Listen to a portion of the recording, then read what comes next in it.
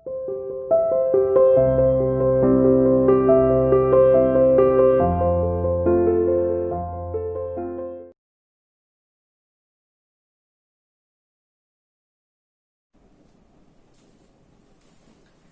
Students, welcome to CR international online classes. बेटा, आज हम 10वीं कक्षा में हिंदी विषय में पद परिचय पढ़ेंगे। पिछले लेक्चर में हमने पद परिचय की शुरुआत की थी, उनके बारे में मुख्य बातें जान ली थी थोड़ी सी। अब उसी को आगे बढ़ाते हुए उसी को हम आगे समझने का प्रयास करेंगे। तो हमने देखा था कि पद परिचय के लिए कौन कौन सी चीजों का होना जरूरी है, क्या क्या मुख्य बिंदु होते हैं या आवश्यक बातें होती हैं जिनका हमें पद परिचय देने से पहले पता होना चाहिए। पद परिचय मतलब इंट्रोडक्शन। भाई, हम जैसे अपना परिचय देते हैं ऐसे ही पदों का परिचय दिया जाता है। वो व्याकरण के आधार पर दिया जाता है, व्याकरण के नियम लागू होते हैं उनमें, हम अपना वैसे बता देते हैं। तो इसलिए हमने सबसे पहला पढ़ लिया था कि संज्ञा, ठीक है। दूसरा अब हम पढ़ेंगे सर्वनाम। कि सबसे पहले हमने पद परिचय में क्या देखना है कि ये जो हमारा पद है, मान लो कोई भी पद दिया हुआ है, जैसे मैं फुटबॉल,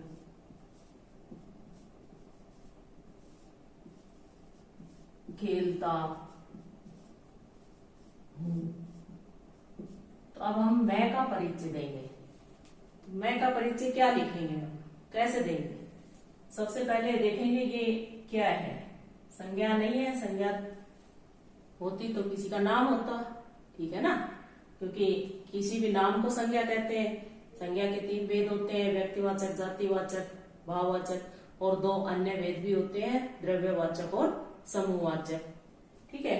उसके बाद हम सर्वनाम पढ़ेंगे। सर्वनाम में क्या होता है, जो संज्ञा के स्थान पर प्रयुक्त होते हैं शब्द वो सर्वनाम कहलाते हैं। अब किसी नाम की जगह मैं लिखा है, किसी मतलब मेरे नाम की जगह मैं लिख दिया, तो अब इसका हम क्या बताएंगे, परिचय देंगे। सबसे पहले सर्वनाम है, कौन सा है, क्या बताना है, भेद बताना है।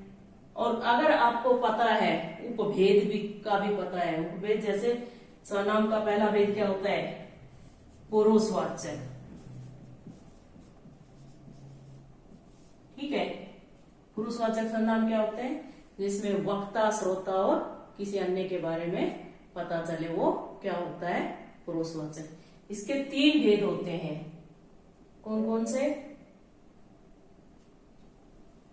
प्रथम, उत्तम, मध्यम और अन्य। उत्तम कौन होता है, मैं, मुझे। मध्यम कौन होता है, तू, तुझे। और अन्य में वह, वे। तो अब ये कौन सा हुआ, उत्तम पुरुषवाचक।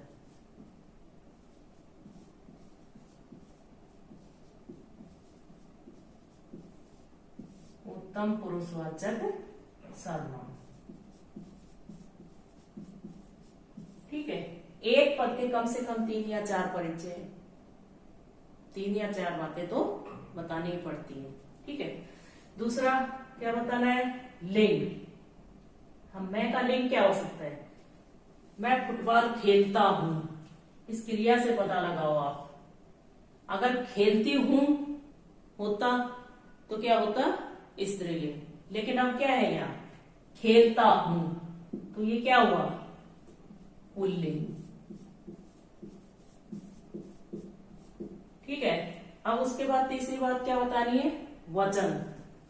वचन में क्या है, ये मैं एक है कि अधिक है? मैं तो अकेला ही हूं ना, मैं खेलता हूं या हम खेलते हैं, तो क्या होता, बहुवचन। लेकिन मैं खेलता हूं, तो मैं खेलता हूं तो मैं एक वचन। तो अगला क्या लिखेंगे आप, एक वचन, ठीक है।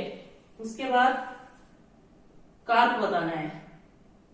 खेलने वाला कौन है, काम को करने वाला कौन है, मैं। तो कौन सा हुआ, कर्ता कार। ठीक है, इस तरह से परिचय देना है, समझ आया। ठीक है, सबसे पहले उसका भेद का अगर आपको पता है, भेद लिखना है, वो भेद का पता है तो भेद भी लिख दो, नहीं तो भेद तो लिखना ही है। आप खाली उत्तम का नहीं पता होता तो पुरुषवाचक लिख देते तो भी चल जाता, लेकिन अगर आपको पता है तो आप उत्तम भी लिखिए, बहुत अच्छी बात है। ठीक है, दूसरा उसका लिंग क्या है, तो लिंग के बारे में। तीसरा वचन, तो वचन लिखिए, और चौथा कार।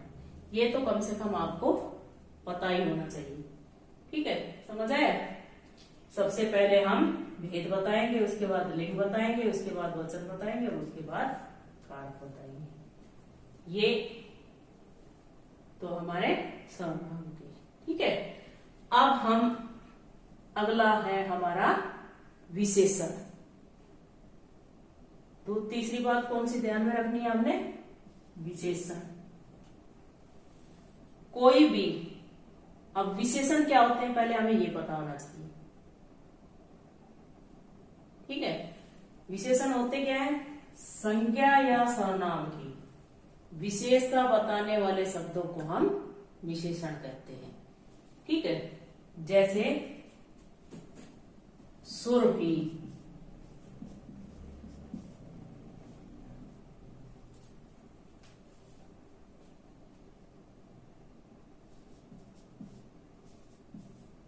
सुरभि सुंदर है, तो ये किसी का नाम है, तो ये क्या हुई, संज्ञा। और ये इसकी विशेषता बताइए, ये क्या हुआ, विशेषण। ठीक है, तो यहां क्या है, विशेष्य क्या होगा, सुरभि। क्यों, क्योंकि जिसकी विशेषता बताई जाती है वो विशेष्य होता है, तो इसलिए ये सुरभि जो है ये सुंदर की विशेष्य है।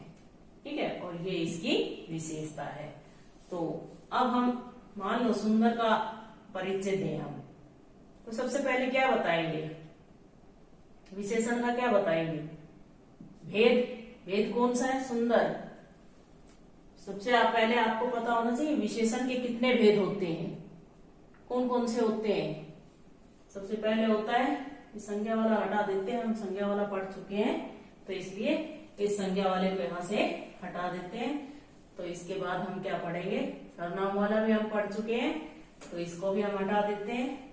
देखो अब विशेषण के भेद कितने होते हैं, पहला क्या होता है, गुणवाचक।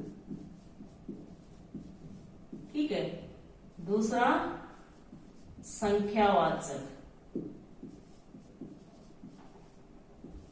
और तीसरा परिमाणवाचक, और चौथा होता है सार्वनामिक, या फिर हम उसको सांकेतिक भी कहते हैं।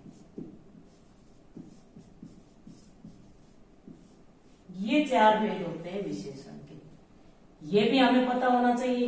ये चार भेदों का भी हमें पता होना चाहिए, हर संज्ञा के भेदों का पता होना चाहिए, सर्वनाम के भेदों का भी पता होना चाहिए। और हमें जो हम बताएं, यानी कहने का मतलब है कि हमने जो 8वीं तक ग्रामर पढ़ी है वो कंप्लीट ग्रामर हमें आनी चाहिए, हमें पता होना चाहिए, तभी हम पद परिचय ठीक से कर पाएंगे। ठीक है, तो सबसे पहले हम भेद बताएंगे इसका, सुंदर का परिचय दे रहे हैं हम। सुंदर का भेद, सबसे पहले भेद कौन सा है, ये गुणवाचक। अब हमें ये पता होना चाहिए गुणवाचक होता क्या है, तभी तो हम बताएंगे कि ये गुणवाचक है। अगर यही नहीं पता होगा गुणवाचक क्या है तो हमें कैसे पता चलेगा कि ये गुणवाचक। ठीक है, इसलिए जब तक हमें इनके बारे में नहीं पता होगा, सबसे पहले हम ये सारी ग्रामर पढ़ेंगे, सारी व्याकरण पढ़ेंगे, उसके बाद हम पद परिचय। ठीक है, तो कौन सा है, सुंदरता किसमें आती है, गुणवाचक विशेषण। तो क्या लिखेंगे सबसे पहले, गुणवाचक विशेषण। ठीक है। दूसरा क्या बताना है हमने, लिंग। अब सुंदरता किसकी बताई है, ये सुरभि की, तो किसकी है, फिर क्या लिखे यहां, स्त्रीलिंग।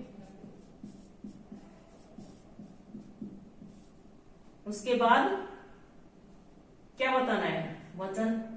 कौन है सुंदर, एक वचन। विशेष्य कौन है,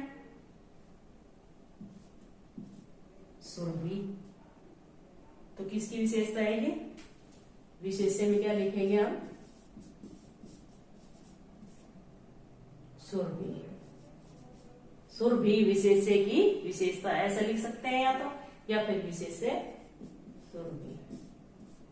ठीक है, ये हमें पता होना चाहिए। जैसे एक और उदाहरण लिखिए कि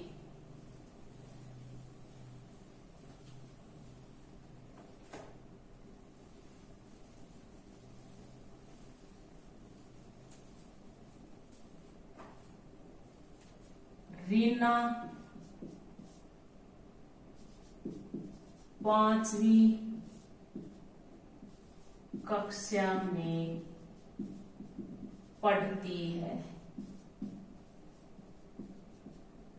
तो हम 5वीं का परिचय देंगे, तो कैसे, सबसे पहले क्या बताएंगे, भेद बताएंगे। भेद कौन सा है, क्या है, ये संख्या है ना, तो इसलिए संख्या वाचक विशेषण। ठीक है। दूसरा क्या बताएंगे, लिंग। क्या है, 5वीं स्त्रीलिंग। उसके बाद वचन, 5वीं तो एक ही कक्षा होती है, 5वीं बहुत सारी थोड़ी है, 5 तो एक ही संख्या हुई ना, तो ये एक वचन। वो तो रीना तो एक ही कक्षा 5वीं में पढ़ती है ना, कई 5वीं में थोड़ी पढ़ती है, तो इसलिए एक वचन। अब विशेष्य कौन है इसका, किसकी विशेषता बताई है, कक्षा की। ठीक है, कक्षा विशेष्य की विशेषता।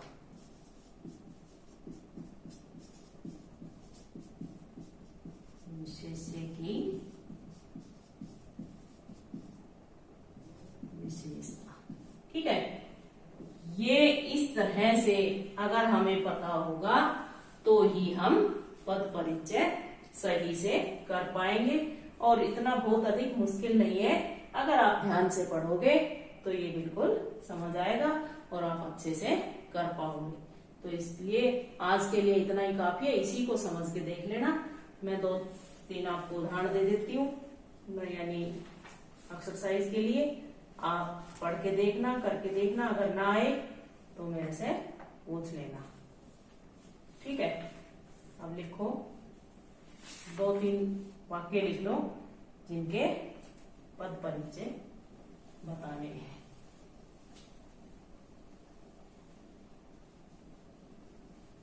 लिखो लिखो, देखिए पहला वाक्य लिखो, तुम कल कहाँ गए थे।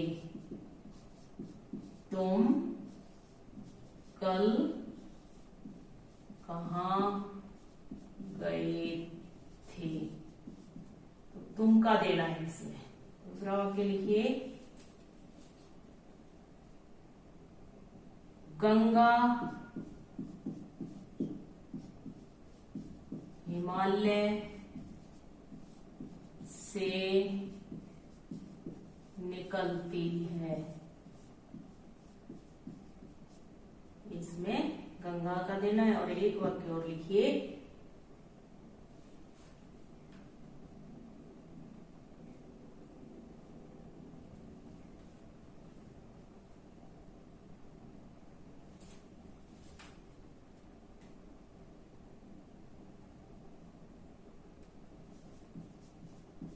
सुरेश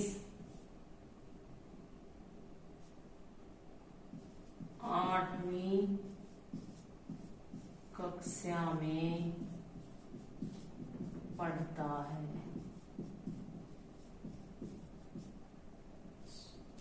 सॉरी, 8वीं का पद परिचय देना है। ठीक है, ये 3 करके देखना, अगर नहीं आते हैं तो कल पूछना। ठीक है, आज के लिए इतना ही काफी। धन्यवाद।